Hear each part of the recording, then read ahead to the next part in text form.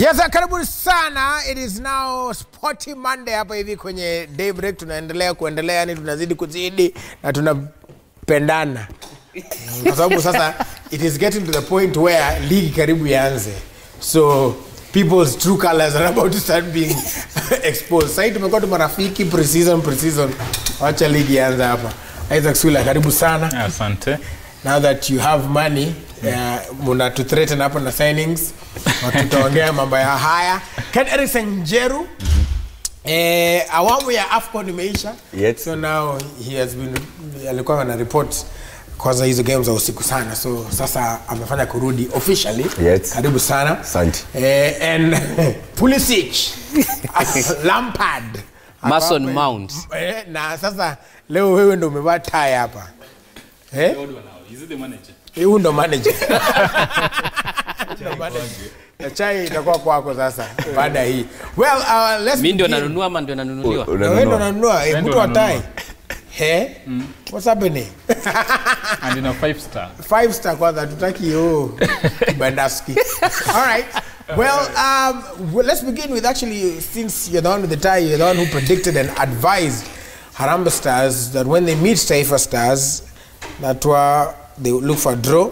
Alafu wakuja hapa nyumbani sasa tuwakanyage vizuri tena sana.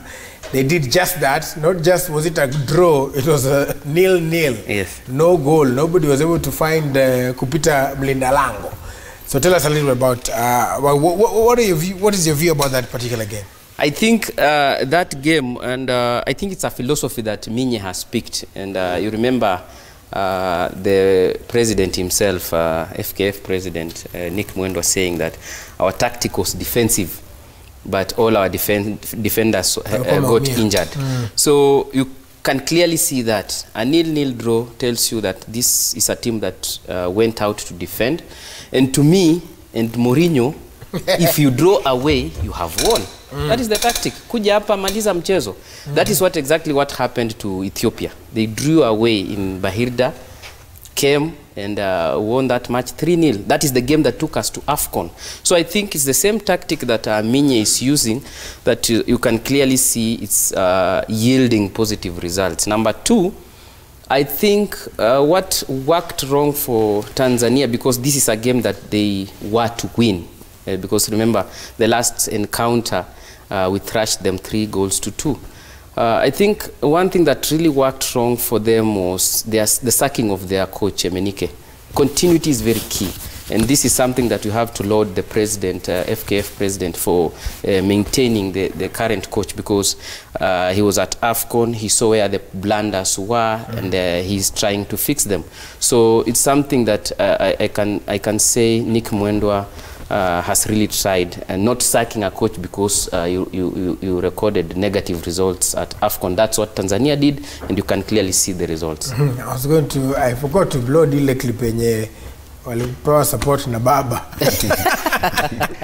But an interesting clip though, which again we should have had, but it was on Friday.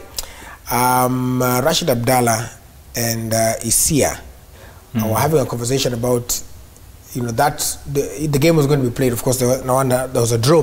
But what stood out was that when Minyo was asked about Avire, he said, I don't even know where Avire is. Maybe Nyinyi muniambie. What does that... The fact of the matter, Abur, is that Avira, as we speak, is in Egypt. That I can confirm without fear of contradiction. Chasing pastures new. Yeah. I think the whole thing is the manner in which that move has been made. And having a top football official getting involved. He's already stepped aside for investigations. But what we cannot take away is that the more we have our players playing professional football, the better for us. Somebody could argue it is Africa. Yes, it is Africa, but the Egyptian league is better and stronger than Kenyan league. That's without doubt. Secondly, coming into that game, Isia was there in Dar es Salaam, and I was able to listen to the fans' reaction that he filed this morning, which was quite interesting. And those fans in Tanzania, yeah, they believe that wakija nyumbani tutakuwa wembamba. In short, they beat us. Yeah, I'm waiting to see how that will pan out. But I think getting a point away in Dar es Salaam is a positive step. As Shitera says, now we have to complete the job here. Remember, whoever wins advances, and Sudan lies in wait. We go to Khartoum, and then, of course, they come to Nairobi. We get a win there. We qualify for Cameroon. But one thing we need to sensitize the viewer is, some are not understanding this. We've just come from AFCON. Then what's this animal called CHAN? Yeah, in short, it's the African Nation Championship. This is a competition for players domiciled in their home countries. Footballers who ply their trade within the respective leagues of their country. So when we go to Cameroon, all those players that will be playing there ply their trade within Africa. Yeah, so all the players that Minye will field in this competition and will take to Cameroon if we qualify must be playing in the Kenyan Premier League. That's all about it. But I think the beauty is, as Captain Dennis Odhiambo said, the CHAN is going to give an opportunity for new stars to emerge. We saw in Cairo the injury of Joash and Mandela disoriented Minye in his defense. Yesterday we saw new pairs of players being used. That's a positive thing, and getting keeping a clean sheet. We saw even Kip Kirui of Gor Mahia wasn't even in the 18-man squad. That tells you that there are players working very hard to prove their mettle. We thought Saruni could be in goal. We didn't see him feature. And the Kariobangi Sharks goalie, there's also an opportunity for him to prove his mettle. Yeah, kwa game Kenelson uli wanajio game ya kwamba, do you support Pulisic over here, Chitera's philosophy of get a draw and come and win, or is it risky? Mechi nayo haitakuwa rahisi sana. Kumbuka nimemsikia Sebastian Minye akisema kwa ile kikosi ambayo alicheza nayo pale Tanzania, si wengi ambao wameweza kuwa na relationship nao, kwa sababu wengi amekuwa akicheza nao kama AFCON, vile Swila amesema ni players ambao wanacheza internationally, na kucheza na local players hajaweza. Nafikiri ili ni jambo ambalo lilifanya Kimanzi kuweza kuachana na ile kazi ya Mathare United na kuweza kuingia kwa timu ya Harambee Stars, ili aweze kuchagua ile kikosi ambayo ina players wanacheza umu nchini. Na kwangu mimi niliweza kuona wachezaji kama watatu wakipata debutant yao kwa ile mechi. Kumbuka kuna mchezaji kama John Oyemba ambaye ni goalkeeper wa timu ya Stars, Musa Masika ambaye ni ndugu yake mdogo Ayub Tibe, na pia Duke Abuya wa kutoka Kariobangi Sharks. Waliweza kucheza mechi yao ya kwanza na wakacheza vizuri sana. Tukaona defense ya Joash ikiweza wakishirikiana na Bernard Ochengi kuwa mzuri sana. Kwa hivyo mimi nafikiri hao vijana wapewa opportunity katika timu ya Harambee Stars, ili au players ambao wanacheza kwa international games kama wapo, kuna players wanaweza chezea timu ya Stars. Kwangu mimi 0-0 pale ilikuwa safi sana hapa Harambee Stars. Tukiingia kwa uwanja ticket ilikuwa 50 na tuweze kujaa kwa uwanja. Jaza study. Ready Kenelson na lobby. Ijae. Shitera also your thoughts ya kwamba a coach and again, like Sula said, all respect to Vire for having, and it is indeed beneficial for have our players to play in those professional leagues, as we also aspire to get there. But for a coach, isn't it a bit disheartening for a coach like me to say that mimi sijui place jamaa yuko, labda nyinyi mnauliza swali mniambie? I think this explains the whole issue that we've been talking about, that we really need to professionalize our football. Because a player akijihusisha na official kupiga deals huko nyuma, I think it's not a good face for the Kenyan football.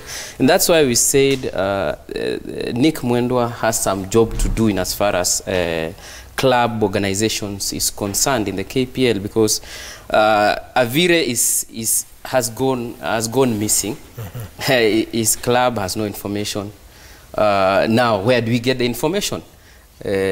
Probably the officials concerned can give us the lead, but as Swil has said, Avire is chasing some greener pastures in Egypt, and it is something that is disheartening to Kenyan football, because you are chasing it without the blessings of the federation, the coaches, the club. Now, where do you end? Even the club that is really looking to sign Vire, it should have put the deal clear. Look, Sofapaka, this is what we have for you. how much are you willing to let us give you so that we can acquire your player? I think those are good businesses in football that make it interesting. Now, Avire's missing really again hampered coach Sebastian Minye's plans, because he was his lead striker, number one, because the retiring of Alan Wanga now complicated matters for Minye. And this is again what I said. Minye should really have had some plans ahead. You see, when you plan and the proverbial vest and t-shirt. Yes. Now he was planning with Avira as his lead striker. Avira kaingia mitini. Now the defense, he worked on the defense. We did not concede. But now he had a problem up front. Yeah. Avira is missing. We missed goals. So I think again it goes back to him. Have a plan B. Have a plan B. Kuwa hata na kavest. Hata kama utatolewa shati ubaki na kavest. But it's all good.